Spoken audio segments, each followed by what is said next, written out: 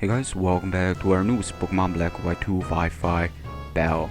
Today we're gonna be having a match against a person I found on the Smogon Vi500. I'm not too sure if he's got a YouTube channel, but when this match took place, checking out this team, I was a little bit intimidated by three threats: Kyurem Beam, Gyarados, and Terrakion. And once I start to realize and a little bit more go into it, I start to realize there is only one plan for me to win this. One turn ahead of him. So let's see how it goes. Now Kyurem B is a threat against Dragonite. He's already kinda destroying my whole plan right in the start. I'm gonna switch out to Jirachi. He's gonna go for Ice Beam. I was pretty sure he's gonna go for it. I mean, I have two steel types. He's not gonna lock himself into Outrage this early. Plus, if he's got Dragon Claw, that's probably not gonna take my Dragonite down in one turn with multi-skill.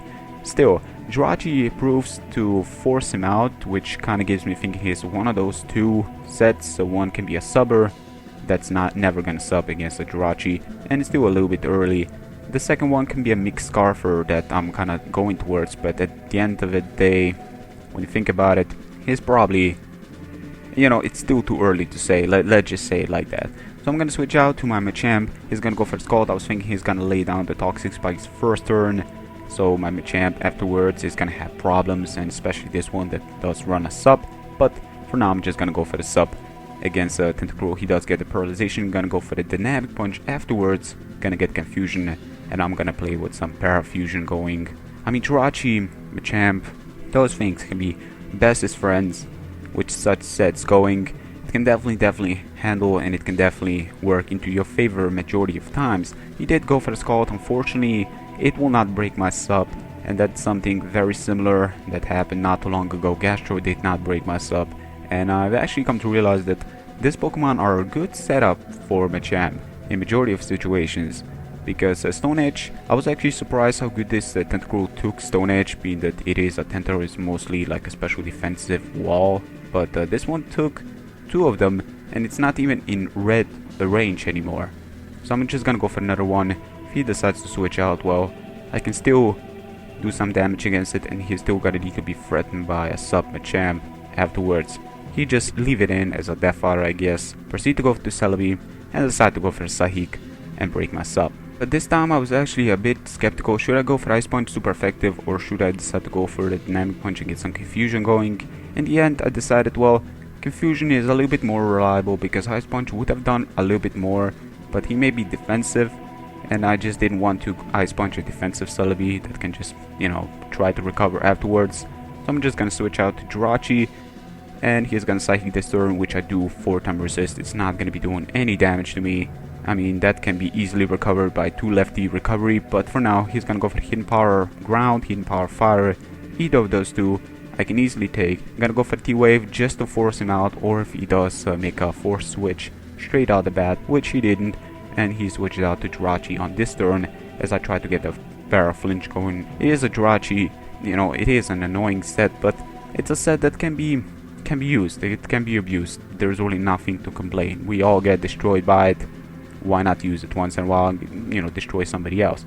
Still, I'm gonna switch out to Landorus, expecting to go for the T-Wave. I am part ground, but the guy goes for the Fire Punch. Unfortunately, even with Serene Grace, he did not get the burn on me, and he's gonna switch out to Gyarados. I was pretty sure he's gonna do such a switch, being that I do have Earthquake, and Landorus is still pretty powerful even after running a defensive spread that this one is running.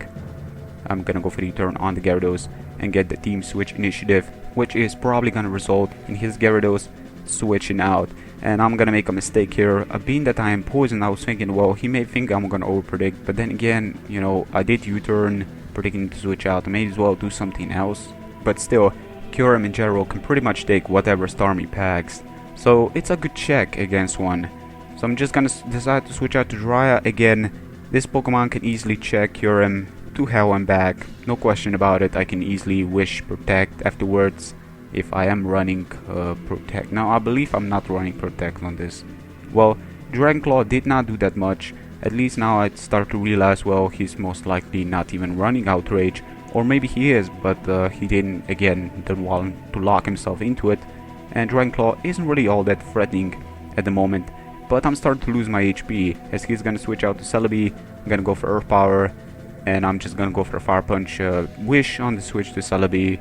It's gonna result me in regaining, yeah, near all my HP. So he's just gonna go for Earth Power again, thinking I'm gonna attack him, but I'm just gonna decide to go for the Wish one more time, knowing that Life Orb should normally take him out, and he may just be totally offensive. Plus he was probably thinking I'm just gonna Fire Punch away, and yeah, just getting the Wish as Life Orb takes him out is a beautiful scene to behold. Now QRMB again is a very big problem. He's gonna decide to go for the Hidden Power Ground, Hidden Power Fire, whatever the case, I can probably take, and I do take it.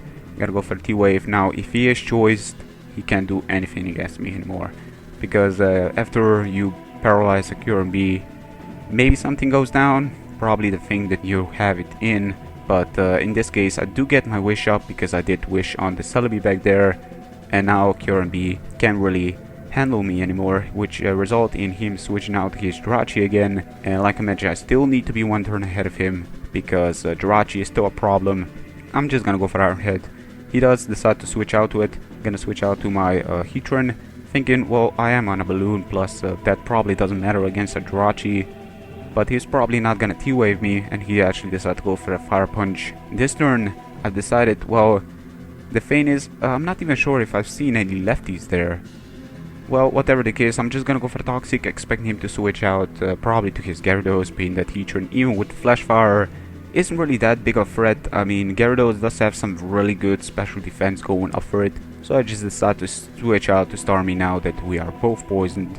We exchanged some poison going, we're both kind of pretty much crippling ourselves down here. He is just gonna go for the Stone Edge, he's gonna speed me, I'm gonna go for Hydro Pump. In case, in worst case scenario, I should have just gone for the T-Bolt, because when you think about it, like I mentioned, Kyurem can easily come in here, take all my moves from my arsenal. Just over-predicting Gerald was not the greatest move on my part. It was actually a really bad executed move, and it cost me my Starmie. I should have just T-Bolt, and it would have probably resulted in a double down. I'm not too sure if T-Bolt, one single one, would have been enough, because I'm thinking he's max HP, but then again I may be wrong. Still I'm thinking, well, what are the chances of him keep on hitting with Stone Edge, right? So I decided to switch out to Dragonite. I'm gonna go for the Dragon Dance, as he actually does misses the Stone Edge, but he does have one Dragon Dance up his sleeve, so if he does crit me next turn, he may actually just take me out. Now because with one Dragon Dance I am actually faster, this kinda gives me thinking, well, he may just be running max HP investment and max attack, or better yet max HP investment and, well, some bulk to it. That's what I'm trying to say, like a bulky Dragon Dancer. But still, Poison to install, he's gonna go for the Stone Edge. I'm gonna get my next Dragon Dance up. Luckily he did not crit me, but he did give me the opportunity to get +2 to where Poison is gonna take him down afterwards. And now I'm just gonna go for Earthquake against Jirachi, take him out easily as that. +2 was the reason because he still has that Terrakion, and if this Faint Scarf, his Terrakion is probably banded, but at the same time there are people that run double Scarfers, and it's still a surprise factor to some. But still, Dragon Claw, one single one will be enough from Dragonite. This thing is extremely powerful. Earthquake, that Terrakion, that should prove to be more than plenty to take on the Terrakion. And that should be the game. So yeah, that was pretty much it. I mean, I've been thinking, well, what are the chances of him really hitting Stone Edge 3 times in a row? It is Stone Edge, and it's sometimes just a way too risky of a move, and it did kind of sort of shown in this match. Yeah, Gyarados was a little bit problematic, but after getting the poison on it, he didn't have Resto Chesto. I was pretty sure I can handle him. I do have Intimidate, just in worst case scenario on my Landorus. So I hope you guys enjoyed, and until next time, take care, peace.